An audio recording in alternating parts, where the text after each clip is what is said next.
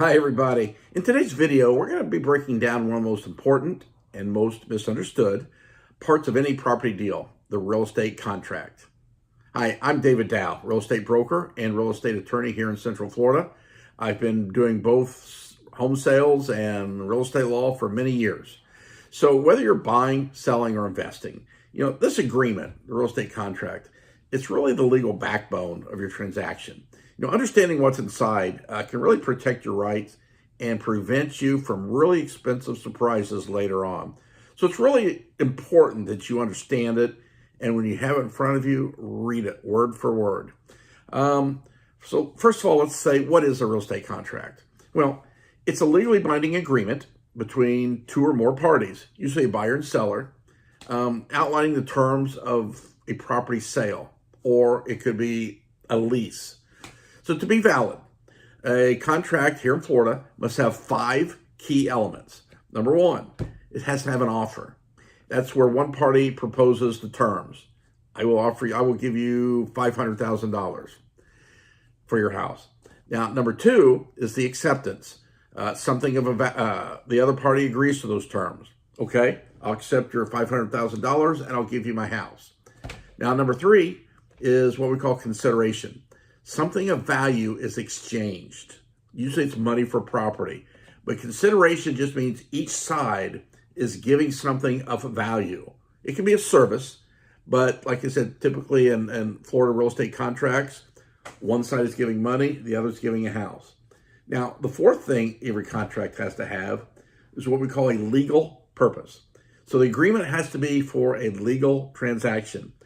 Here in Florida, I think as well as most states, you cannot have a valid contract if you're contracting to do something illegal. It's just void. Now, number 5, you have to have competent parties on both sides. So everybody that signs the real estate contract must be of sound mind and age. So they got to be over 18. They can't be mentally gone. They have to be able to sign it and understand what they're doing.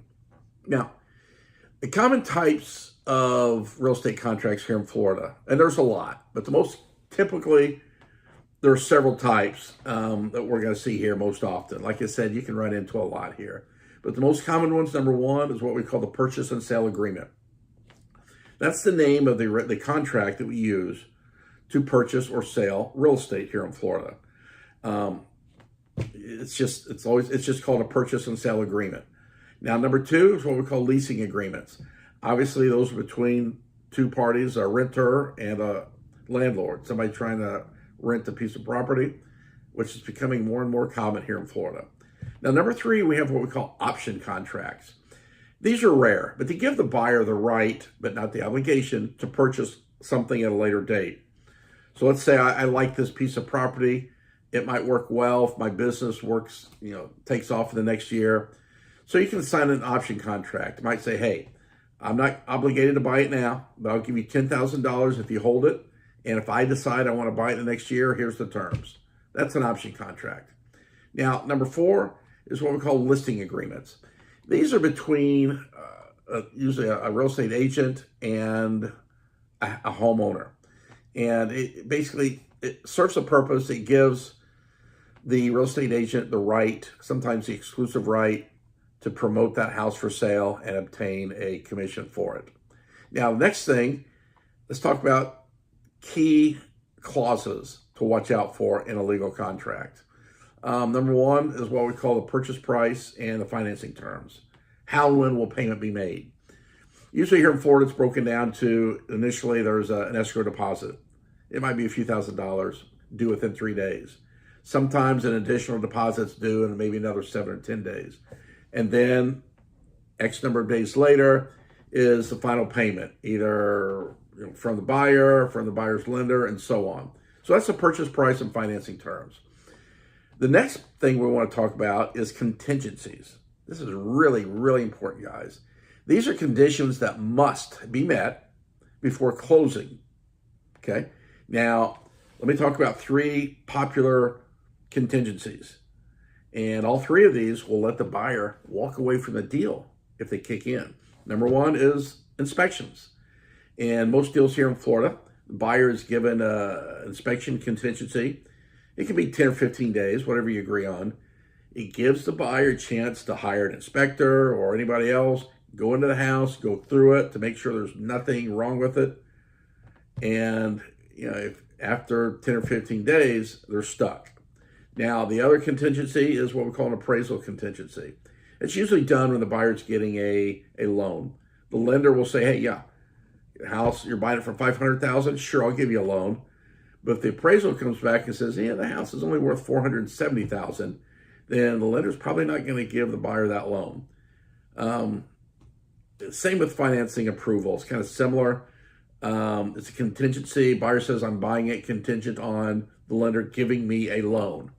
And the buyer is promising their due diligence to do as much as they can, the best possible method of getting a loan. But sometimes banks don't give loans out. So this is another thing that lets the buyers out of the deal. Next thing in the contract is what we call the closing date and possession. That's just when title officially transfers. That's usually when the closing is held, that date. But it can be changed. Next thing is what we call disclosures.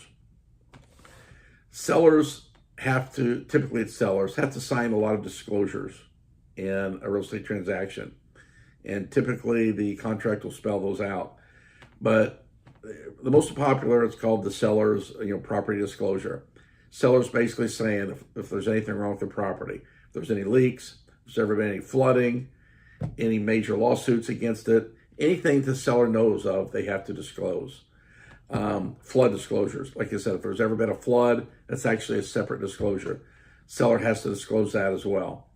Now, the next section is called what I call earnest money deposit, or some people call it your security deposit. It's just a good faith money placed down at the time the contract is sold to convince the seller that buyer is serious. And also, usually the contingencies or the portion of the contract talks about equity and deposit. We'll also discuss what happens to it if the deal unfortunately falls through. Now, the next section of the contract is what I call defaults and remedies. It's what each side can do if, unfortunately, the other breaks the contract.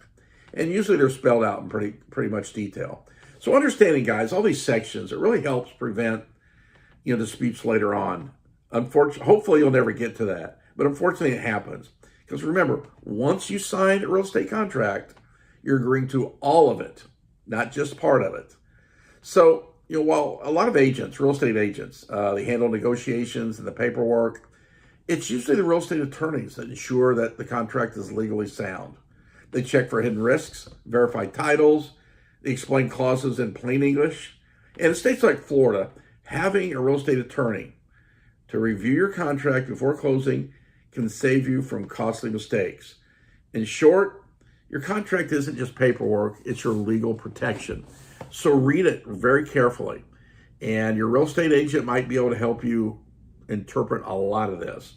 But if not, please reach out to a real estate attorney and have them help you with your transaction. If you have any questions on this, as always, you can reach out to me by email, text, phone call. Let me know what's up. Let's start a conversation. I'll help you any way I can. Have a great day. Thanks for coming. Take care.